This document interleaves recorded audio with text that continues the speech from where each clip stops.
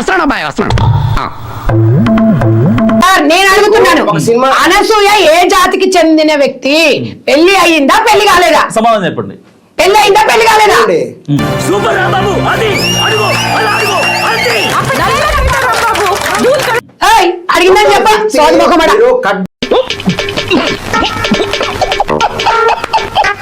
అంటే ఇప్పుడు అనసూయ గారు బికినీలు వేసుకోవడం కరెక్టే అంటారా? ఒక మాట చెప్పండి నాకు పని. బికినీ వేసుకోవడంలో తప్పు నాకు అనిపించట్లేదు.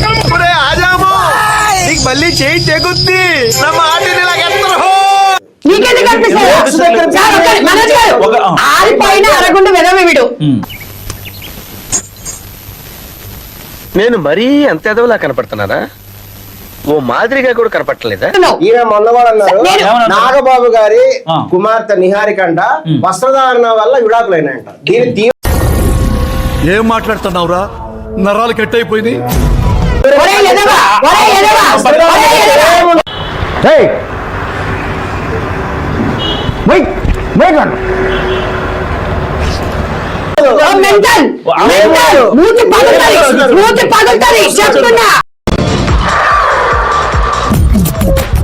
నవ్వు ఆపుకుంటున్నావు కదరా. అనసూయ అభిమాన సంఘం అధ్యక్షుడు మీరు, అంటే ఎవరిచ్చారండి అది? ఎవరివ్వలేదు, నేనే పెట్టుకున్నా స్క్రీన్ నేమ్. స్త్రీ చీర సాంప్రదాయం అమెరికాలో ప్రాచీన దేశాల్లో మన సంస్కృతి సాంప్రదాయాలను ఎంత గౌరవిస్తారో మంటలు కలుపుతారా మీరు? ఆడపిల్లల గురించి చెప్పుతో కొడతా చెప్తున్నా.